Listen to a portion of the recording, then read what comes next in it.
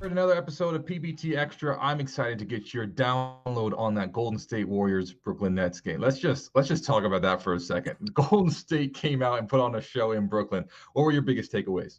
Yeah, it's too early in the season to say there's a statement game like 15 games into the season, but that's a pretty good statement, wasn't it? Yeah.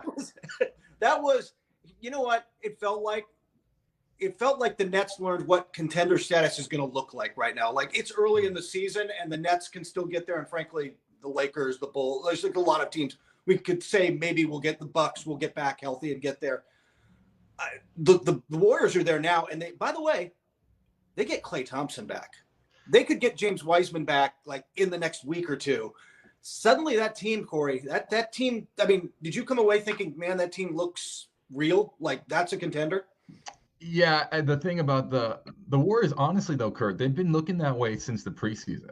Yeah. They've been kind of firing on all cylinders early, and I was like, I don't really want to jump in too quickly to this bandwagon, but they look really good, and I'm more amazed by obviously Steph Curry's doing what he 9 made 3-pointers. There was one point in the third quarter, Kurt, where it's like I think he got out of the third quarter with 7 minutes left because of foul trouble, Yeah. and he already had 34 points. He already had 8 threes. He was unstoppable. And then that third quarter, the rest of the team picked up the slack and outscored the Nets 35-18. And that's kind of why my mindset for this Warriors team is they're playing at a different level than other teams in the league because the second unit can play. They can outscore Kevin Durant and company without Steph Curry. And Steph Curry's playing at an MVP level. It's just, that's scary. Yeah, I think, by the way, Steph Curry, we could talk about this later, but like if there's an MVP race, he just put himself in front of it. Again, way too early that, we're 5 miles into a marathon, man. It's going to change a lot, but he put himself in front right now of that race. But it's more, you got the nail on the head. It's more than that with this team. Draymond Green did a really good job on Kevin Durant, who still had 19 points, but had to take 19 shots to get there and wasn't efficient, couldn't quite get in a flow. James Harden couldn't get in a flow, and while he struggled, he's been better of late. They kept him in check. And the other thing that I really like about this Warriors, A, they're defending. I mean, they're defending at a top 5 level. But B, what you didn't see last year, what you do see this year is guys who just know how to play off of Steph Curry. Steph is just different. His gravity is crazy. He took 4 logo threes yesterday and hit them. Like, it's kind of ridiculous.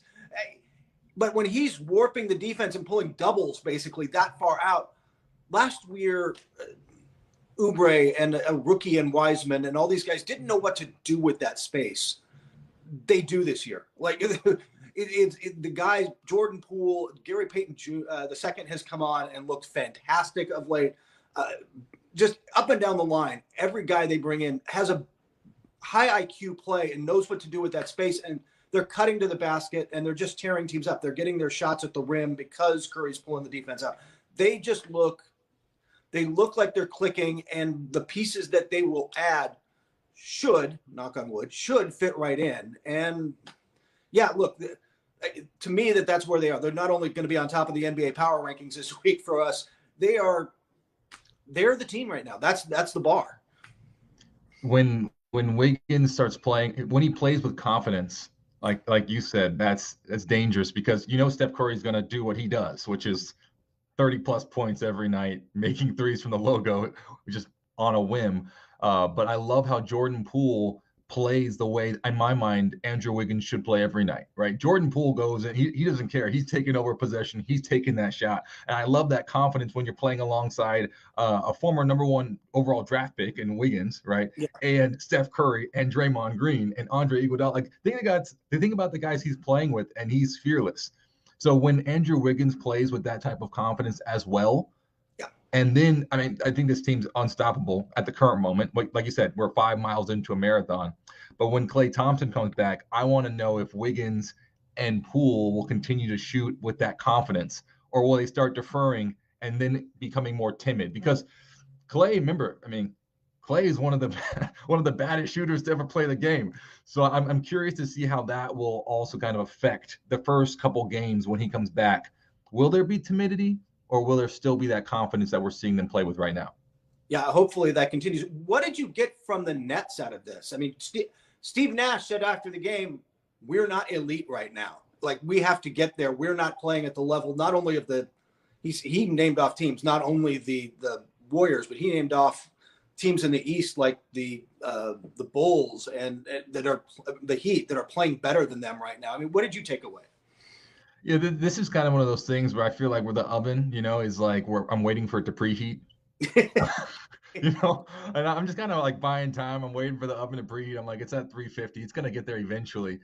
But the question is with the Nets team is when.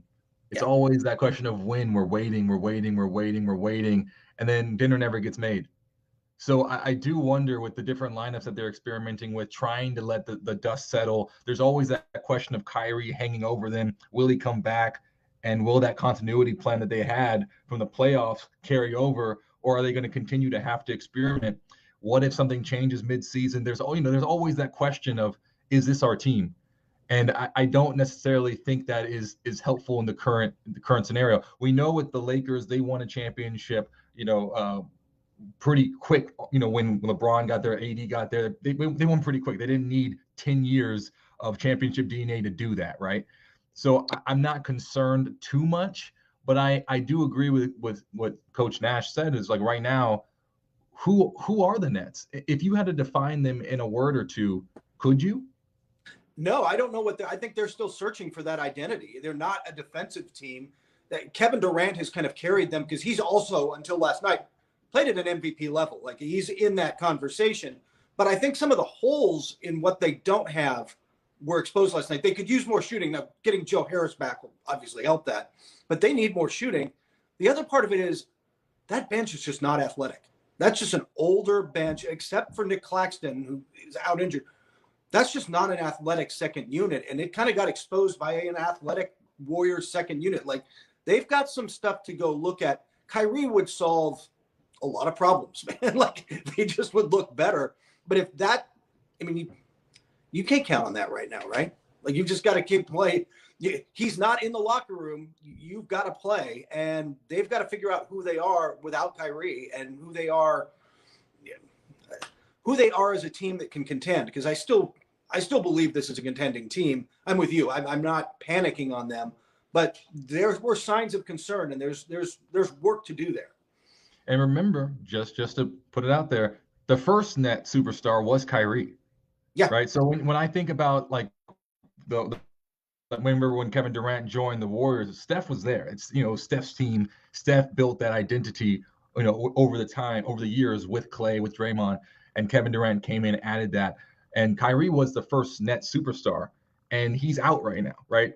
So that's kind of what I find is really interesting is obviously Kevin Durant is playing at an MVP level, but this identity question without the first net superstar that they were initially trying to build a franchise around, I think that compounds the question, Yeah. By the way, we spent a lot of time when KD was on the Warriors picking and nitpicking that team apart. Now you watch those two guys play against each other, and we're like, why did we do that? Why do we do that? I want to get your take on another team it's interesting. They have all the pieces, another super team in the Los Angeles Lakers.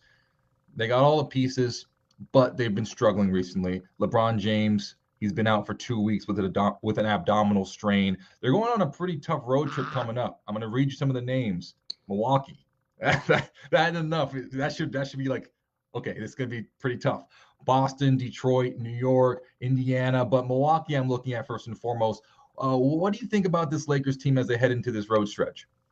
First off, by the way, do not sleep on Boston, who is playing really well lately. They've had their defense has woken up. They've been locking people down. They've been getting enough offense. Dennis Schroeder's been playing well. There'll be the Dennis Schroeder revenge game.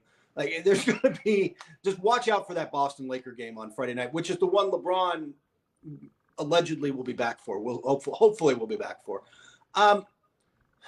Sort of like the Nets. Like, I'm not about to write them off. They've struggled of late, but without LeBron James. But they really struggle in the half court if LeBron James isn't even on the court. I mean, their half court offense is, well, they were worst in the league. I looked up the numbers the other day for the power rankings. they're scoring like their net rating is like 88 offensively when LeBron's not on the floor in the half court. They can't generate looks. That's not something Anthony Davis does, right? You don't throw it to him he can pass out of the elbow or back some guys down now and then, but he's not a shot creator for others, and they don't really have anybody like that outside of LeBron. It really shows with LeBron out right now. Unless they're running and Russell Westbrook's able to make some plays in transition, they struggle there.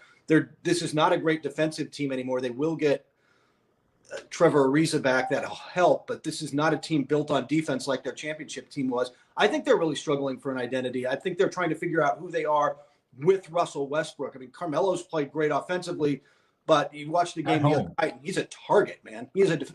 Zach LaVine hunted him the other night when the Bulls blew him out. Like, it's not, which is something you'll see in the playoffs. Like, there's just questions about the Lakers, and I'm not totally sure who they are. And then you watch what Lonzo Ball could do and what DeMar DeRozan did and how Caruso was playing with that Bulls game. And, man, that is a team that has figured out who they are. And the Lakers clearly, I think it's the same thing. I'm not way too early to write off a LeBron team. Some of us have made this mistake before where we think they're done early. Not this time. I'm willing to give them time, but they got a lot of work to do too. They just, I'm not sure what their identity is. When we think about that Bulls loss, I know the Bulls are one of the top teams in the East right now, it's an interesting statement to say after the past couple of years, but they are. And that's almost a 20-point blowout, right?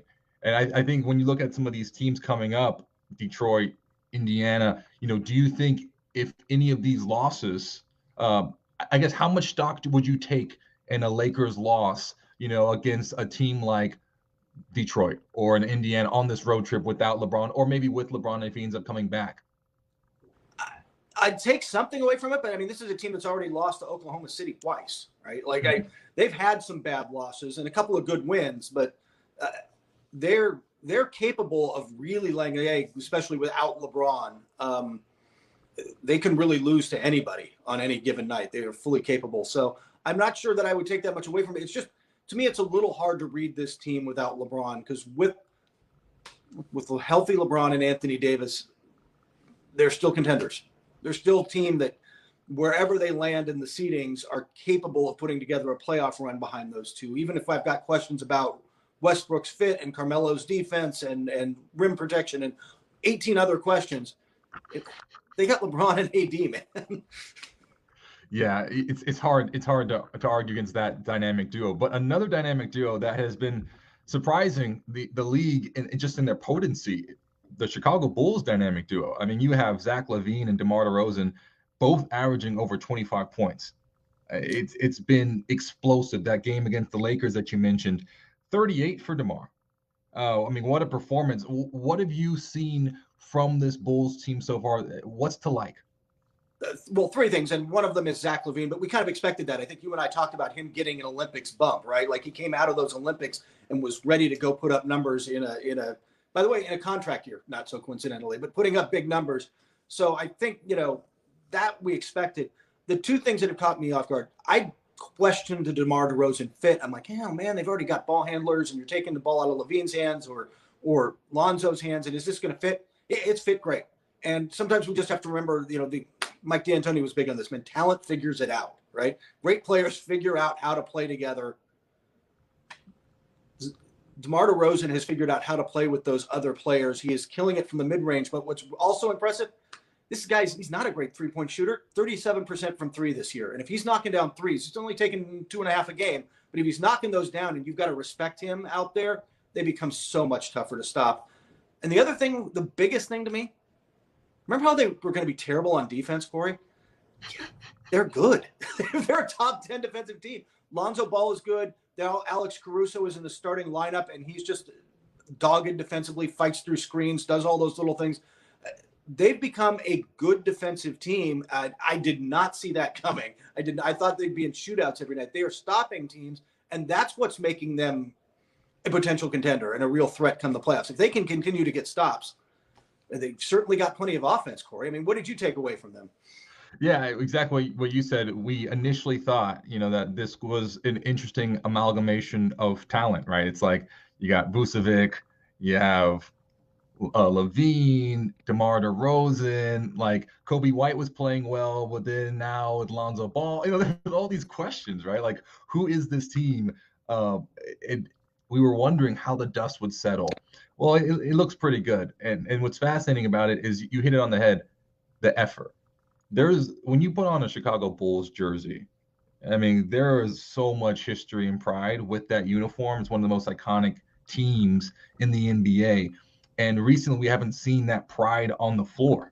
Well, now, I mean, players are playing with that pride. I think they've recaptured that idea of like, I play for the Chicago Bulls, you know, Yeah. and it's showing up. It's just showing up. So I'm excited to see that tenacity that Zach LaVine brings. The idea that DeMar DeRozan is in a renaissance is an interesting idea because he's been in the league for over a decade, but he's only 32.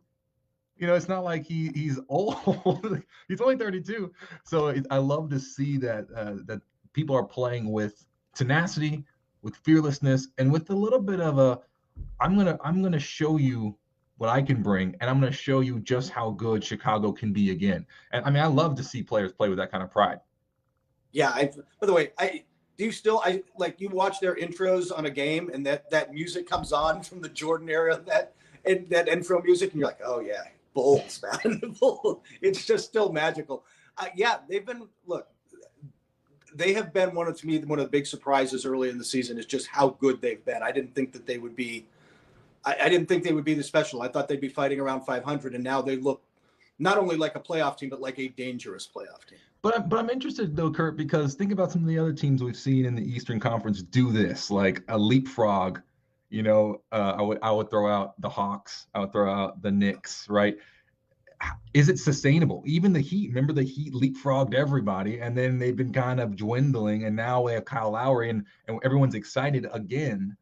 But do you think these are flashes in the pan, or are they sustainable? It feels sustainable. I mean, we thought that about these other teams, I guess, at points too. So, I mean, we've got to prove it. And again, I think it comes back to the defensive end. I don't really have any question if this team can put points on the board. They got guys who could score from anywhere and everywhere. But is the defense really going to be this sustainable all season long, or is somebody going? Is the book going to get out on them, and there's going to be sets that work or matchups that everybody tries to hunt that work? Right now, it's clicking, and so I it's hard to get away from that. And what I do like, the way this roster is built, they've got positional versatility. They've got some depth. If you get into a playoffs series, you need that, right? Like that's where you need the ability to, this matchup isn't working, but I can throw in Kobe White, or I can do less here and more there and switch stuff around. And you need that to succeed in the playoffs. I think the Bulls come in with that. Yeah, I'm excited to see how sustainable it is over a few years. Like you mentioned, This is a big year for Levine. He's in a contract year. Are they going to blow up the band, or are they going to build something interesting? That's what I'm looking for. Year 3, year 5. I want to see what happens in Chicago. But this year 1, it's pretty exciting. I want to ask you about a matchup tonight. We have a Luka-less Mavs team going against a Phoenix Suns team that's looking for their 10th straight win. What are you most excited about in tonight's matchup? Well, I'm kind of bummed, obviously, that we won't see Luka, and hopefully they've said it's not. The buzz is it's not serious. That's the people in Dallas are saying he's not going to miss. Sprained ankles, man. That could last a while, right? It takes a while to get those right, but this apparently isn't bad. He's going to be back relatively soon. Knock on wood.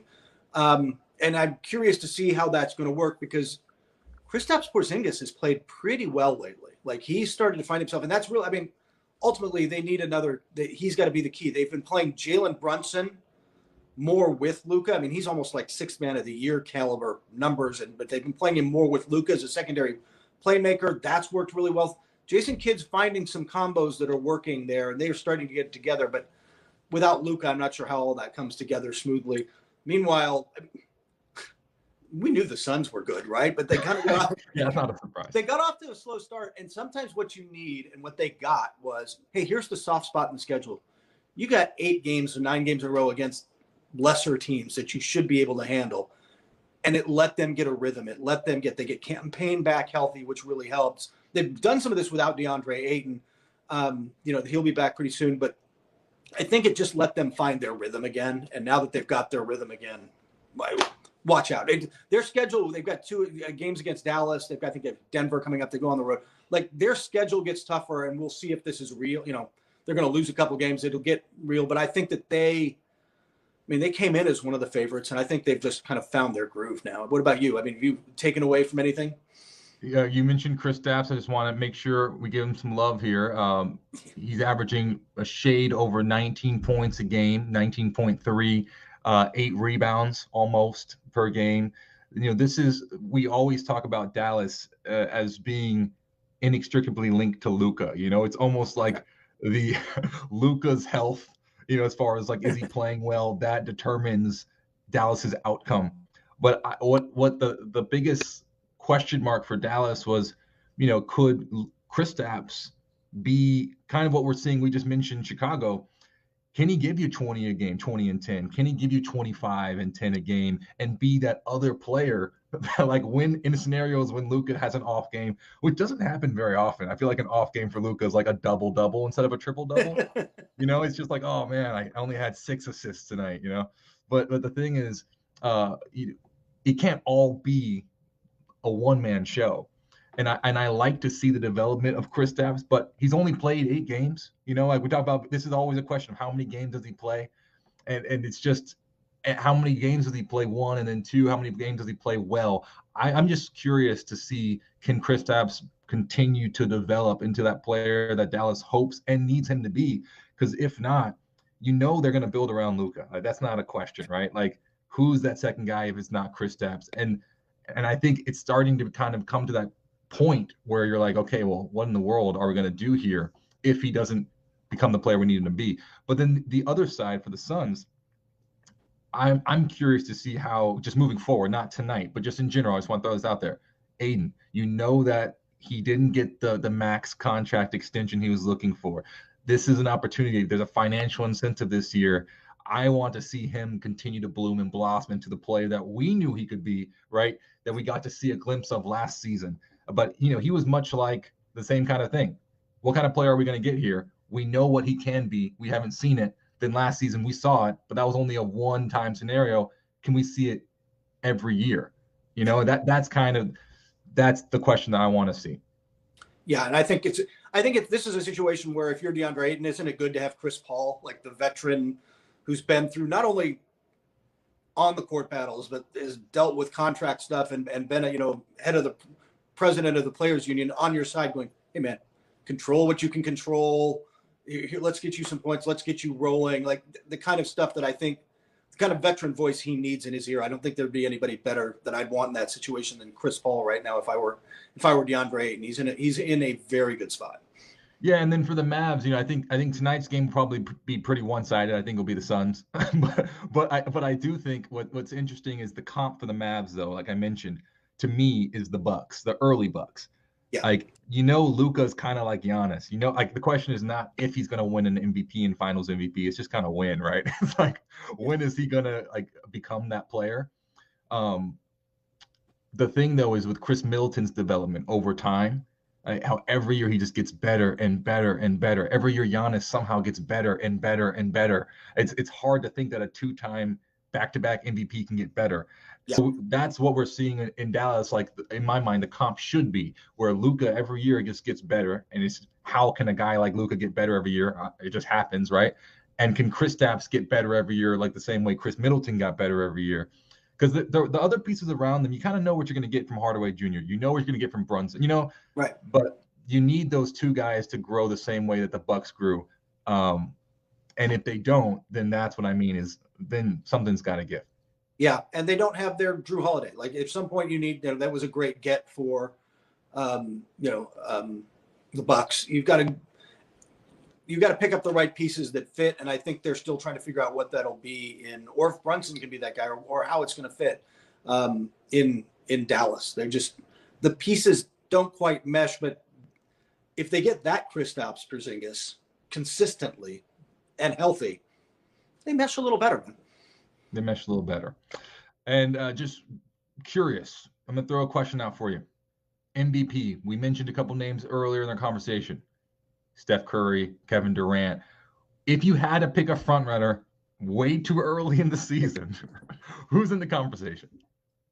At the top of the list has got to be Curry. I think that 37-point statement kind of win and the way he's played and the best player on the best team type of thing. Like, I think he's your front runner is the wrong word this early, but he'd be in the lead. But it's actually a really crowded field right now. Durant is definitely in there. Giannis Antetokounmpo is certainly in there. Sneakily, like, where nobody's talking, I don't know how many people are talking about this. Nikola Jokic is having a monster statistical season. Like, his advanced stat numbers are better this year than last year when he won the award. Like, he's actually playing really well. It's just with Michael Porter Jr. and Jamal Murray out, the team's a little up and down, but he's been fantastic. Jimmy Butler in Miami. Paul George should get some love out with the Clippers. He's been fantastic. Is there who have you been watching? I mean, who else do you have on that list? Yeah, I think Steph Curry to me jumps out just because he won, statistically it's just unbelievable. I was looking at, by the way, his all-time threes. This is just an aside. And he's second on the all-time three list, but he has like half the threes taken. Like all the other guys on that list, like 1 and 3 are like close to 1,400 threes made, and Steph Curry's in the 700s.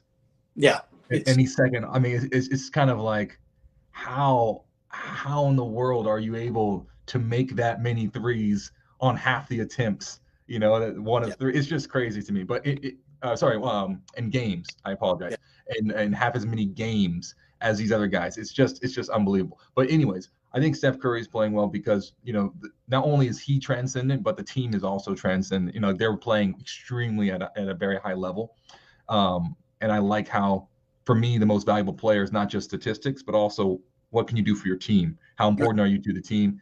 And I love how he is the heart and soul of one of the best teams in the league, like you said.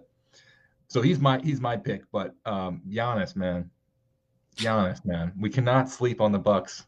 We cannot sleep on the Bucks. No, they've just been banged up. Like, it's funny. There's discussion and hey, should we hit the panic button with the Lakers and where are the Nets and what's up with Philadelphia and all these other teams we thought would be contenders and where are they?